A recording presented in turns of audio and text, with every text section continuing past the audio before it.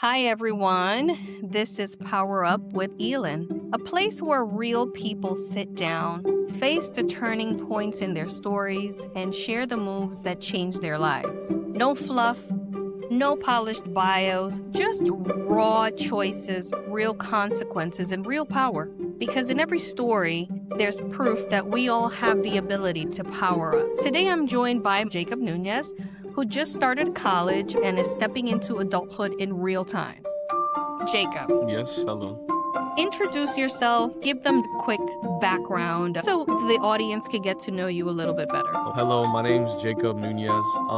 I'm Dominican. We're from New York, the Bronx to be specific. We grew up there for about 15 years. Then we moved to North Carolina in the middle of 2020, 3 months before COVID hit.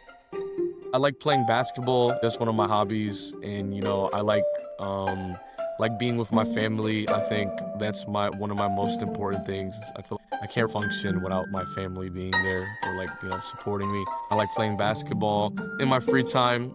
I like computers as well. Got introduced to it in first grade, So, when you say computers, what does that mean? like coding, and I like learning about games and like how they work and like the insides and out, even if it doesn't have anything to do with coding. What really got me into doing computers was just learning how things work.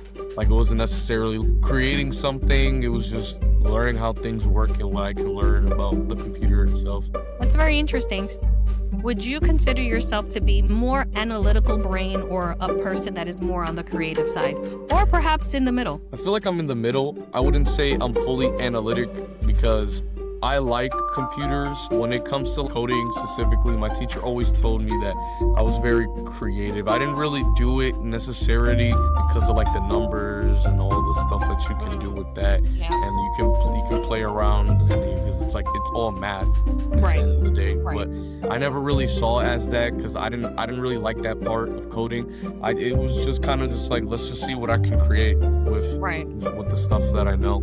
So that makes sense. So you're more on the creative side of computer science and coding, which a lot of people don't really talk about. People focus on the more analytical side of coding and typically get categorized as analytical person, especially if they demonstrate interest in computer science. Understanding the creative side of it, I think it's very important because a lot of people probably don't know that there's creativity involved in it and innovation. That's a great point. Jacob, you're starting college, and college marks a big transition. What's a realization that hit you in these first few weeks of college? Something that made you see life differently? I've only been in college for 2 weeks. And I just realized, wow, there's a lot of people here, and everybody's in their own little world. They just go to their class, they're just in and out, and that's it. It's all about time management, and it's more just freedom. At the end of the day, these teachers don't care if you go to your class or not because they have so many other kids that they have to worry about. Right. So it's your choice to do the work. It's your choice to go. You have to invest your time because at the end of the day, you're paying for it, not them. Right. What about that excited you or scared you, or perhaps both? The scary part was of what about it is having to start all over again because Mm. nobody likes going to school and having to learn to make new friends. That's the one thing that people really dread. I don't have all my friends here. Now I gotta meet new people, interact, and some people really don't like interacting with other people, or they have a really hard time making new friends. And you're by yourself, at least for a little bit, until you can get an established friend group. Right. And then the benefit is that, it's your time. You decide when you want to do your work. You have that freedom. Walk us through. You go to this huge campus. You're a man alone coming from high school where you were surrounded by your friends, and here you are stepping into adulthood. How did it shift the way you thought about yourself? When you stepped, did it change anything about the way you thought about yourself? Because remember, you've left your friends behind and you are solo in this new adventure in your life. Did you have that realization? Oh my goodness, now I'm an adult and now I have to have accountability for my choices. Did those thoughts come into your head? Yeah, I kinda got that feeling. I was just like, "Wow, I'm old now. I'm really an adult now. If I don't want to, I don't have to go to school. It wouldn't affect anybody but me." With high school, it's like you have a relationship with your teachers, and they're Mhm. on you if you don't show up to school. Like, they'll email your parents, they'll send a text, Right. "Oh, why are they not here? What's going on?" They're, like, on top of you, making sure that you come to class. I experienced that because I had a really great relationship with most of my teachers in high school, Mhm. but with college, if you don't go, that's okay. Yeah, that's on you. They don't care. It's That's not their on you. problem. So I know you haven't fully experienced adulthood, but in terms of what you know today, what pressures come with stepping into adulthood now? Probably responsibility and accountability. Everybody expects a lot from you as you get older, and sometimes you feel like you can't really meet up to those expectations because it's hard. You're becoming an adult, and people expect a lot from you, and some people can't really like live up to those expectations or the responsibility aspect of it. Everything is up to you. Like there's no one's babying you. Nobody's holding your hand through Right. everything. You gotta take it upon yourself and make sure everything that you need to do gets done. Is there any part of you that feels that you may not be able to fulfill those expectations?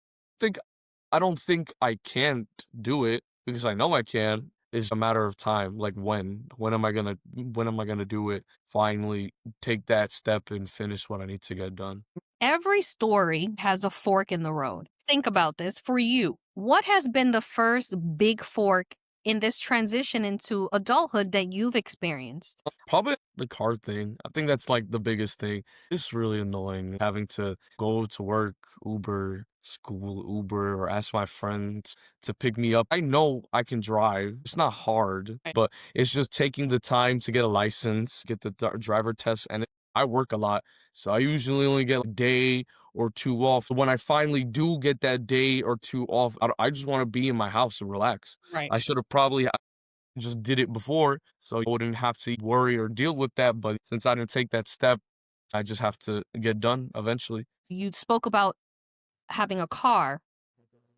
The background story is that you had the opportunity while you were in high school to get your license and or get your permit, but you chose not to do that. But if you had chosen differently, how would things look right now for you? In what other ways would this have impacted you? I feel like one thing that I don't really talk about is not having a car helped me like connect with people more.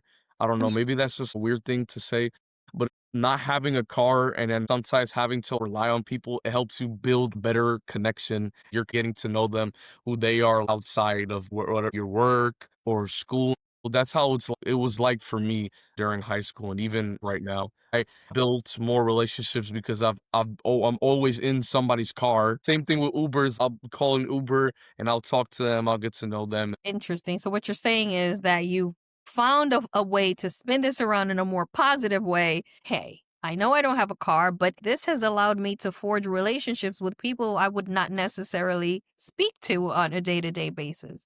I Exactly. like that you've turned this around for yourself and made it more positive. And Power Up, the audience is part of the conversation too. There's Mhm. a question that came from the audience, and if you could tell your high school self one thing about what's waiting in college, what would that be? I probably would say the car thing because it affects like everything else. Oh, okay, so you would tell your high school self, get Like make sure that you get that car got it. That makes sense. No, I'm and glad also you learned the lesson. maybe don't slack or don't play around because I know that if I had taken school more seriously, like I would have been in a way better college than I am in right now. Freshman year, my grades were really good, and sophomore year too, but it was towards junior year started going downhill. Right. And do you know why? What would that reason be? Sophomore year, the first half I had all A's. Well, then I was in honor roll. The second half, sophomore year, my grades were good, but then it was towards the end is where it started going downhill because I was with this girl and I was upset. It shouldn't affect your grades, but at the same time, when it's someone that you care about, Right. that had an effect on me and Yeah. it messed me up. And with junior year, I was hanging out, encouraging me to like, not go to school and do other stuff. We should highlight is the fact that You had romantic issues that Yeah. affected your grades, but also the company that you keep. The Bible talks about that. If you hang out with a fool, you become a fool.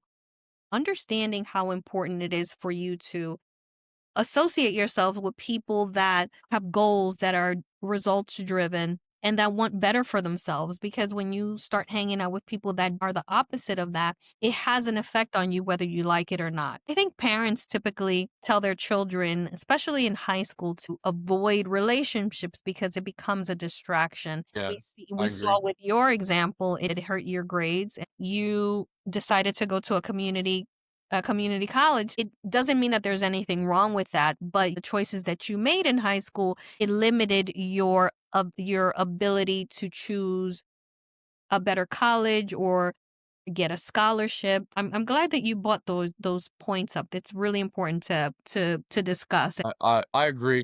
I did have friends that wanted better for themselves, but my problem was that I was friends with every single type of social group. Those were my friends. So I was friends with basically everybody. I never had an issue with anybody in my school. Well, hindsight is 2020. If you were to redo your high school years, would you tell yourself to choose your friendships better or at least be more discerning when it came to time to choose your friends? I don't think with the friends I would change that because I feel like that built who I am as a person. Because when I was younger, I was not at all the person I am right now. I was really shy. I was quiet. I just kept to myself. But I remember one day in first grade, I went to the school in PS70 in the Bronx, and we had this outdoor place. It was small, but there was always this corner I used to always sit in by myself because I didn't have friends Mm. in first grade. And I remember one day this kid named George, him and like his like three other friends came up to me one day and asked me if I wanted to play. After that, I became more social because So in first grade, my way of getting friends were bullying. so first you were very quiet and timid, but you transitioned from being timid and understanding that that didn't work for you, and then you tried being a bully, and then Mhm. that didn't work for you, and then you became more sociable. Yeah, like they were my first actual friends, but I realized that I wanted more friends. So then I started bullying people because, I was this big, fat, I'm not that tall, but I was like, I was taller than like most of the kids. Well, you weren't. You were chubby. Okay, you were not. You were chubby. But I was taller than most of the kids. I used to bully my friend Roel. I used to bully him, and then he became my best friend because I felt so bad for what I was doing, and then got me to stop. And then after that, I used to sell snacks. That helped me get more friends taking snacks from That's my house. interesting. Or entrepreneur. You were a Yeah, little entrepreneur. a little bit. I had this friend named Demetrius. We used to, like, combine snacks and turn it into like, creative thing and sell it to our friends. The same thing with, like, Pokemon cards and fidget spinners when they were still big. That helped me get more friends. If you were able to sell it to kids, imagine what you could do with adults, Yeah, especially in college. Like, bring that entrepreneurial spirit back. that wouldn't be a bad idea. You left New York and started school in North Carolina. Yeah, we just fresh out of COVID, I didn't really talk to a lot of people.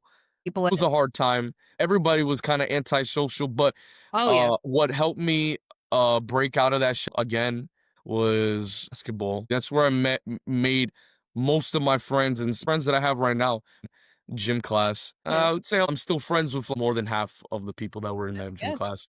That's great. We've kept you at your desk long enough, and now we're going to switch desks. You get to ask me one question, and I will answer it. There. If you could go back in time, is there anything that you would change at all that would impact, like, how your life is right now? For me, one thing that I would change is I wanted to become a singer, and that was what I focused on because I knew that I was really great at that when I was Mhm. growing up. And because I did that, I lost focus academically, and I put it in my head that I was going to become a singer, and I didn't have a backup plan. How did that show up in my life? I went to college and I chose a business degree, but I chose it not because I actually enjoyed it or wanted to pursue a work in business. It was a choice that I made because I had no other options and I knew that the other options wouldn't make sense. And I Mm, understood that if I majored in music, how would I get a job? So I chose business because A, most of my friends were doing it. And then B, I understood that when I graduated college, I had mhm, the possibility of going in whatever direction that I wanted to. However, because I did not have that focus that many of my friends had. Oh, I want to be a buyer or I want to be in finance. I want to be an accountant. I found a career, but it's not something that I'm passionate about. I've been doing it for 20 years. So imagine doing something that you're great at but you're not passionate about. That's something that I would absolutely change. Thank you so much for the question. We're going to pause now. This is one of my favorite parts of the podcast. It's called Power Up Wheel. And I spin the wheel. Wherever the wheel lands, yeah. you have to give us a moment in time that created momentum for you, whether it carried you forward or it Mhm, spun you in a new direction or it completely took you backwards. So I'm going to quickly share my screen. okay. Yeah. We are going to hit the wheel. Let's see what the question is. Ooh. Tell me about a time fear controlled your decisions and what did it cost you? All right, Jacob, Mm. tell me about that. I would probably say, I would probably say college. I feel like I didn't have to go to a community college. My grades were good enough for me to still go to a 4 year. My teachers would have definitely helped me get into a good college. All my teachers loved me and they had great things to say about me. Mm-hmm. But I was fearful because I do love computers, but I didn't know if that was seriously something I wanted to do. Like when it finally came time for everybody to, apply to college, I got the 2 weeks that they take to, put in your applications. I didn't know where I wanted to go. I didn't even know what I wanted to do. And I was just lost. Like I talked to a couple of my teachers about it and one of my teachers told me, "Don't go to college if you don't know what you want, Yeah, because then it's just a waste of time. You don't it want is to a waste waste your of time a waste of paying time. And money." so how will you handle fear next time when it shows up for you? You have to really think it through, and don't let fear take control over your like decision making. To put your right foot forward and just figure it out. God says that He didn't give us the spirit of fear, of Hmm. power and might. It's up to us to connect to that source. And the spirit of fear is heavy Hmm. and it's difficult for people to shake that off. It's really hard to take control of fear. You have to be very intentional and thoughtful. Jacob, every journey has a power up moment. It's the point where you knew something had shifted forever in your life. What has been your power up moment? The thing that kind of changed me to the person that I am now, I would say my stepbrother. Before I met Alex, fresh out of COVID, he helped me even with my dad for the very first time in my life. It was weird because I have never lived with my dad. I was stuck with my dad, my brother, my sister, my stepbrother, my stepsister, my stepmom. And being with them for those 8 months, it changed who I am as a person. Alex helped me break out of my shell, Mm, being more social. I love playing video games. And he told me one day, this can't be all you do. You got to do more than just do video games. When you're timid, it hurts you in the long run. this was brand new to you living with your father during COVID Yeah. and living with two siblings that you didn't grow up with. Explain to me why Alex had such an impact versus your father. My dad looked like he was still working a lot, so he wasn't really home as much. Mhm. But I was always with Alex. Like he was always there with me. We had to get creative with food helped me break out of my shell. And he taught me a lot of things too, Right. introduced me, especially with basketball. We Mhm. got our first mini hoop in the house, taught me how to play the basketball, and I felt like we bonded. If you were to give Alex a message, like just thanking him for what he did for you, because maybe he doesn't know that, what would you say if he was in front of you? I would say thank you, especially someone who's like quiet and shy. And now I could talk to like basically anybody. When I was younger, I I thought sports were stupid. I didn't understand the point, but now it's one of my favorite sports, and Yeah. I love playing it whenever I get the chance. So it You mentioned before that you didn't grow up with your father and then you had the opportunity to live with him. There are a lot of statistics that say that not having a father in the household negatively impacts boys. Right.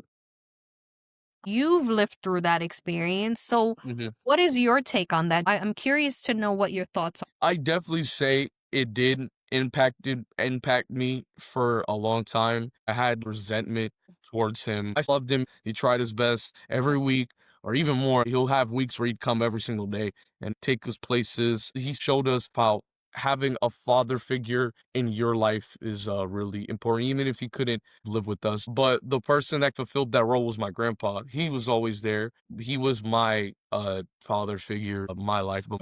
I look up to my dad as well.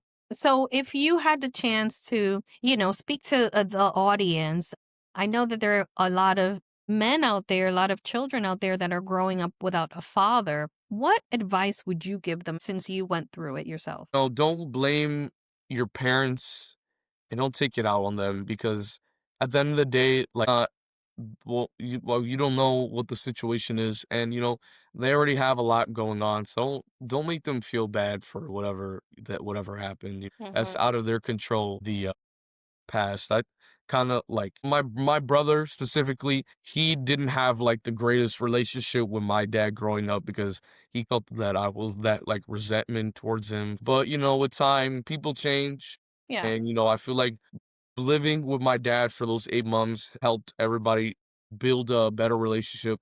With my father, I think when I was younger, it was strained because I was still mad. Have all the right to feel that way. I think I said it to you as you were growing up. You have all the right to feel angry and feel all the emotions that you want to feel, but there is a boundary that you cannot cross where you disrespect your father or hold that resentment against him, because God always tells us that in order for him to forgive us, we have to forgive others. We're humans, we make mistakes. He was in your life and he did what he could do to be there for you. He did his Hmm. part to provide you some stability physically and emotionally. We have a little thing here on the show where we have a past guest leave us an unfinished sentence, a sentence that they want you to Hmm. finish. And here's the sentence. Think about this. The lie I told myself the longest was, and I need you to finish that sentence. The lie I told myself the longest was. This is a safe space where you can really, truly say how you feel. I was really angry a lot when I was younger, and I used to hold in my emotions because I was really mad at my dad. I didn't smile. Every picture Mhm. that I took never smiled because I said, "What's the point? What is there to smile about?" Wow. That's deep. So, I never could find a reason to smile, and it took a lot for someone to get me to smile, like a walnut. I just didn't crack. The biggest lie I told myself is that there is no there's no reason to not be happy. I remember when I got my first 70 in math, I cried. My parents did everything they could to make me happy, and we did a bunch of stuff. So many experiences I would be happy, but it was Well, momentarily. I mean, happiness is a moment in time. I think that's a good point to highlight where people think that happiness is like eternal and Yeah, happiness yeah, you can't is always not be happy, it's a but I moment. Yeah, wasn't. it's a moment in time. I had the grades, was smart, top of the Right. class, all my teachers loved me. You had so much anger built up inside and you didn't Yeah, let it out. And that makes yeah, a lot of sense. I don't think that you should be complacent, and I don't think that you should let that fire of success die. While happiness is a moment in time, as a man, it is really important for you to have a goal and a vision, because in order for you to be a leader in life in general, you have to have a goal. Where are you going? Where are you leading your wife and your children? Where are you leading yourself? exactly. Again, you shouldn't let that fire burn out. Let that continue to guide you, light that fire under you to be successful. Life has really great things to offer, and you should not settle for basic Anything or less. average. Yeah. You don't have to. You're young, you're moving into adulthood, and you have a good head on your shoulders. It is really important for you to take everything that you've told me and really apply it to yourself and say, "Hey, it's time for me to buckle down and take adulthood serious." As you mentioned before, it's a domino effect. So whatever choices you make will always have a consequence, and it could be a good one and it could be a bad one. But it's up to you to make that choice. And so we've walked through your reflections, your fork on the road, your momentum, your power up moment, and even your unfinished business. If you had to name this conversation, what would you call it and why? I would call it progression. I like that progression. And why? Because throughout life, all it is just progressing. Progress through different stages of your life, going from a kid to a teenager to adult. You know, you should strive to progress in some type of way, learning something that you don't already know, progressing in, school. You Moment. shouldn't, like you said, you shouldn't settle for less. And there's always something that you can learn. Absolutely. Absolutely. Life is a learning experience. A lot of people helped me progress. Looking back, if I told my younger self, he wouldn't believe me. I didn't think I would be like that. Well, Jacob, thank you so much. And thank you everyone for listening. Jacob's story shows us that stepping into adulthood isn't about having it all figured out. It's about momentum, it's about choices, and realizing that even in uncertainty, you have the ability to power up. So, Jacob, thank you again, and we will see you next episode. All Take right. care. Take Bye-bye. care, everyone. Good.